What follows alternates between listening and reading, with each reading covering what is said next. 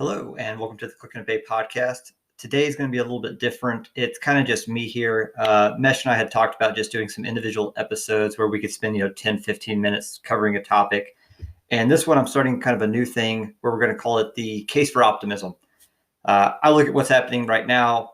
A lot of people probably don't have a lot of optimism with the tech censorship, and it's understandable. I can see why you would be kind of distraught over the fact that it's like, you feel like your views are going to be, either not allowed, you're going to get kicked off the platform, they're going to be deranked, so they're not shown, so you're kind of shadow banned. Those are all valid concerns. I'm not trying to say that this isn't a problem, right? I do think that censorship in general is a problem. The thing I would say, though, is to look at the long-term benefits of what this is. So the first thing it's going to do is it's going to force a decentralization of these platforms. Because so you look at Gab, you look at Parler, right? Parler got taken down largely because it has this kind of centralized base of servers housed in AWS. Now, if they had done multiple servers where they said, or multiple server providers, we should say, so maybe AWS and Google and Epic and, flesh out the list however you want to do it, including their own internal servers, then sure, some of their traffic would have gotten taken down. They would have been slow to react, right? They would have had longer times to wait whenever you're, downloading your new web page. So if you click on a link, you go to it, it's going to take longer to load up, right? So that's going to happen. But you're not down for the count, right? It's like it's a little cheaper to stay on one vendor because you get those prices at a much better rate. But you also have that problem of like you are beholden to that vendor to handle things correctly. And even if you say AWS didn't make the political statement to knock out Parler, right? Well, what happens if the servers in one region go down, right? Wherever you're hosting for Parler. Like that's also a problem. So that's kind of one of the things that's going to happen regardless, I think, out of this is that people are going to realize they need to have backup plans. It's a thing that I use in software development. I call disaster-driven development is how do I avoid big disasters, right? And I think a lot of people need to start looking at that as like, how can you avoid big time disasters? If you're a content creator, that means being on multiple platforms. If you are a website, that means having multiple DNS server or multiple DNS providers, multiple server providers. Your GitHub repo can't be the only thing. You need to have a source code repository all over the place or like massive backups of all these things. Like I think it's going to lead to this decentralization of housing, essentially, right? Because that's what this is housing of all the content, whether it be the source code, whether it be your actual content you're uploading. You have to make sure it's on multiple fronts, right? That getting taken down in one vector doesn't completely take you down. So I think that's one thing to be optimistic about. It is going to advance that quite a bit. Just look at Gab, right? Gab has kind of fought this battle for the last 2 years, and they're in a great state. Obviously, they're a little bit slow since they had to add a ton of servers for their new user base, but they were still up, right? They still didn't have any stress on them that they couldn't handle. Given a certain amount of time, right? Yeah, they weren't instantaneously up to what they needed to be, but it's fine. If they're up within a few hours, that's very reasonable. If they're up within a few days, that's still kind of reasonable. It's not as reasonable, but it's acceptable, right?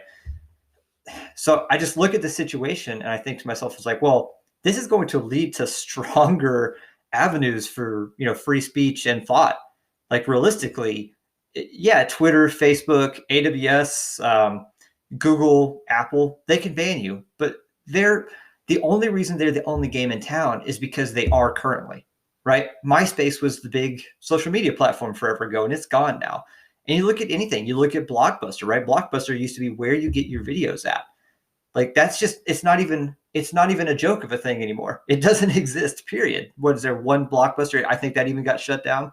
So it's extinct. So if you look at it, it is so hard to see 5 years down the road, and who the hell knows with the current situation, right? And 5 years is a long ass time, but we'll get there. It's worrisome to look at. I can understand that, but realistically, we have a lot of avenues to get out of this and be into a much better place. Also, if Twitter, Facebook, now AWS, Apple, Google think that this is a good move long term for them, they are crazy. That's just not how markets work. Like the only way this could work out beneficially for them is if the government steps in and nationalizes these places so that they can't get basically liquidated over time. And that's honestly what you see a lot of conservatives do, which is really stupid. But if you just let the markets play out and you just let Twitter die, and you see a lot of people jumping off Facebook now too, and Facebook will eventually die if it kind of takes this, hey, we're only going to allow half the population to speak on our platform. Great, if that's what you want to do, that's absolutely valid. But realistically, that's not going to work for you if you're trying to monetize and beat these other platforms where they're going to have everybody who's right of center, anybody who's far left, and then the people on the left who feel like they're just talking in an echo chamber are going to be like, wait a minute, where are all the other voices? And those platforms will allow them too. So they will lose long term if you just let them lose. Don't try to like take them over with the government. That's what they want. Realistically, that's why Zuckerberg was up at Congress was a few months ago. It's so hard to tell with COVID time, like when this was. But when Mark Zuckerberg was talking about, well, we need the government to regulate us. We need you to tell us what we're doing. It's like that's their call for trying to be nationalized, for trying to get regulations that make it hard for other social media platforms to do anything, because you have to fight through millions of dollars of tech to get the regulations put in place. When the thing is, there shouldn't be any regulations, right? Obviously, removing speech that is illegal, that's fine, but that's an easy regulation. That's a few moderators, maybe a lot of moderators, depending on how big your platform is. But at a scale basis, the cost per post to remove illegal activity is not crazy high. Now, if you're trying to do moderation by like, if you don't follow our political ideology, the cost actually is really high because you have to manage both moderation on the personal side and the automated side. And you've got to pay engineers to keep that up. So the cost will come back to these people. So you have to look at it as the bright side of, one, the decentralization of the internet is coming, and it's going to come even stronger and faster now because people realize what's up. They understand what's happening now. The tech platforms and the social media conglomerates, right, they will go down for this. Like, it's not going to be tomorrow. I'm not telling you that they're going to go away instantaneously, but the fact is they're not going to be able to maintain this.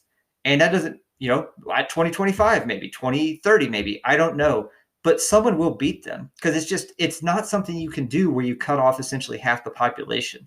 That's insane. Also, people see the double standards, right? Like, I've talked to a lot of people in tech who, yeah, they don't like Parler, but then they look at what AWS did, especially, and they're saying like, well, Twitter is on here. They have all kinds of violations of your terms of service, but they're trying harder. Well, what does that even mean?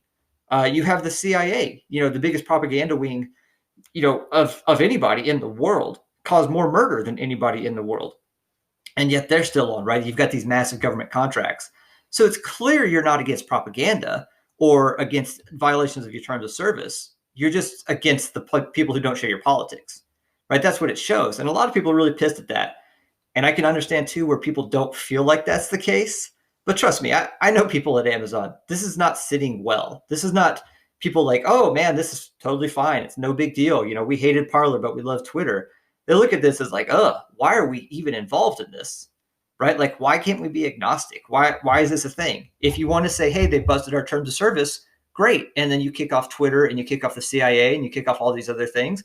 And everybody be like, cool, I get it. I don't agree with your terms of service, but cool. I at least you're administering them correctly and appropriately to everybody. And that'd be totally fine. Now, when you don't do that, that's when the problem shows up. And AWS has a much better spot, honestly, because they're already getting paid by the government. They've got, I think, over $1 billion worth of contracts with the government. And if you don't think that helps subsidize them to a large amount, you're insane. Like, it does. I mean, they're already having billions of dollars between other companies, but a $600 million CIA contract alone is going to keep them afloat for a long ass time. That service might as well already be nationalized, realistically. That's what that is. Like, with the government that deep into AWS, right? So it's not going anywhere. So I would love to tell you there's optimistic side of that. I don't necessarily have one. But the fact is, new vendors are going to come out of this. And also, having worked at Amazon before, it's like, that company's ripe for taking over. Like, they're on old tech stacks. They don't do anything special. Like, everything they have is kind of like so far behind the curve as far as like new tech. Also, their management structure is really bad. The bureaucracy is terrible. They're ripe for taking down. Like, people might not see that because they think, oh, they're just so big. How do you take them down? It's like, well, how do you eat an elephant? One bite at a time. I honestly don't know where that phrase even comes from. I've heard it a few times now, but I can't imagine who came up with the term or with the phrase, or the question and answer of Well, how do you eat an elephant? But to get back to my other points, right, of the optimistic side of things, also what I think is helping with creators too is, so there's demonetization happening on Facebook. Twitter doesn't really have monetization, but there's Facebook, there's YouTube, there's all kinds of other things that do monetization. People are realizing, like, wait, why don't I just have my own website? Why am I trusting monetization through these sources as opposed to just the people who are my fans already? I mean, I do that right now. I do not do a Patreon. I don't do anything that's through services like that. I will pay you directly. I'm happy to do that if I think that your content is worth it. And I think a lot of people are maybe seeing that as well, of like, why are we paying middlemen?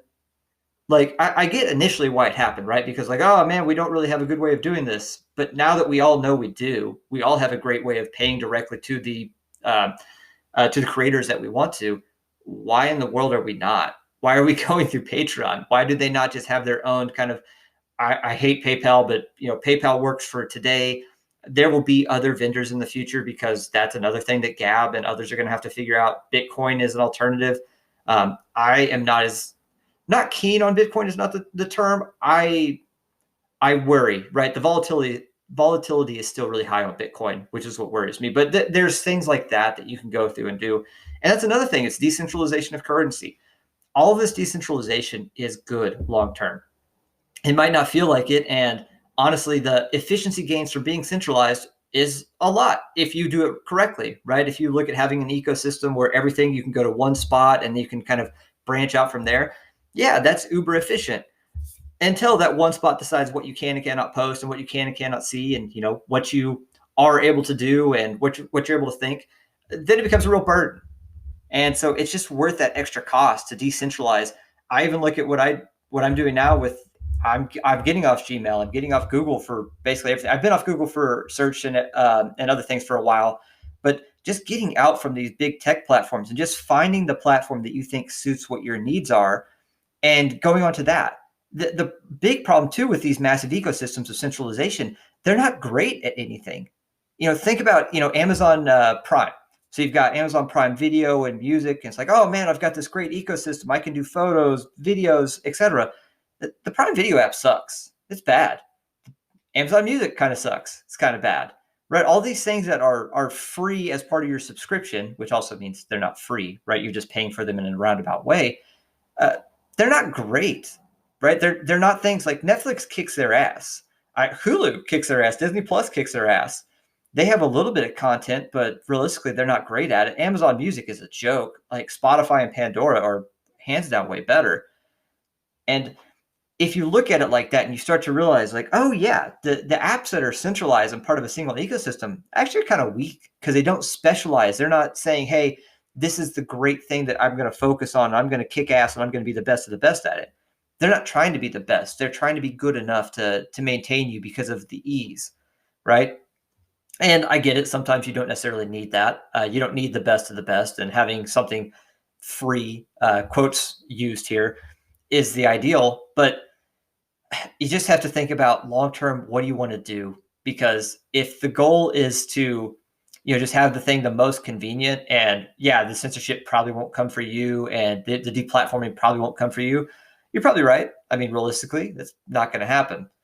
But if that's the way you want our society to go, you're asking for a lot of trouble, in my opinion. Getting a little bit more to the doom and gloom, but I want to bring it back to the optimistic side. This will be good long-term. Decentralization is going to happen out of this. There's just no way it doesn't. And that is something to look forward to, because we're going to have more competitors in the phone game. The fact that there's two phones that kind of control it, or two, I don't want to say phone companies, but basically two companies that control the app stores on your phones, right? Like, that is not good for us. We need to get out of that. And we don't need government regulation, because it's just going to be bad. Because also, who's the government who's regulating it? Oh, well, the Democrats have been getting paid by these people for forever. Yeah, how about not? How about that's not the people that we have regulating this? How about we all just make the conscious decision to say, like, you know what? This is not worth it. It is not worth it to stay on this ecosystem, and I'll take the cost hit. It's like, yeah, I got to go kind of rebuild a little bit into another ecosystem, but also use that as a tool to say, what do you even need? Are you going to pick up the Facebook and Twitter apps when you go to a new phone? If you go to a new phone, why? Right? Are you going to pick up some of the apps that you have right now?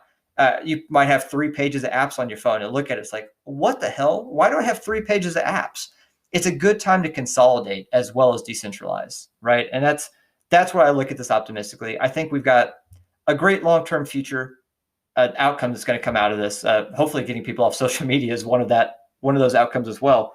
But if nothing else, just the opening up of the internet, the opening up of technology, where people are going to have to learn some new stuff. They're going to have to learn more decentralization techniques and tools. They're going to improve those. New competitors will come. I could see Elon Musk jumping in on the phone game. That's 100% a possibility. I could see Gab is going to come up with their own phone. Apparently, like there will be more phones. Honestly, I hope they're all Linux based, because then that's really kind of built in decentralization and open internet concepts. If that's the case, if that's what happens, and I think that is, I have no reason to see the outlook that it's not going to happen, because we're not going to just get stuck in these duopolies forever. That's not how any of this works. Go back through history. When has that ever been the case? What duopolies do you have? Hell, even the energy companies have competitors, right? And that's the things that are like primarily nationalized, because we have to have that, even water companies. So like it's happening. It will happen. And that's just where I'll send off today. I've got a lot of things to be optimistic about as far as this short term. Yeah, I get it. You're going to be worried about the censorship. You're going to be worried about deplatforming and ideas and them not being able to get out. Ideas will get out. I know it feels like they won't, but ask yourself, well, how did ideas get out before the internet? Well, it was maybe more slowly. It was more grassroots. But is that a problem? Is that a problem that kind of people have more flyers and door to doors, and you have to go post-COVID, obviously, you have to go in person and hear somebody talk and hear somebody conceptualize their ideas, and not just see a 40 character snippet on Twitter or a picture on Twitter telling you how to think. You'll actually have to listen to somebody and understand what they're talking about. This is not bad. Like, this will be a good thing long term. I'll end it there, getting a little bit longer than I even wanted to, but these kind of segments are going to be coming in the future. We really want something that's kind of on the 10 to 15 minute listen.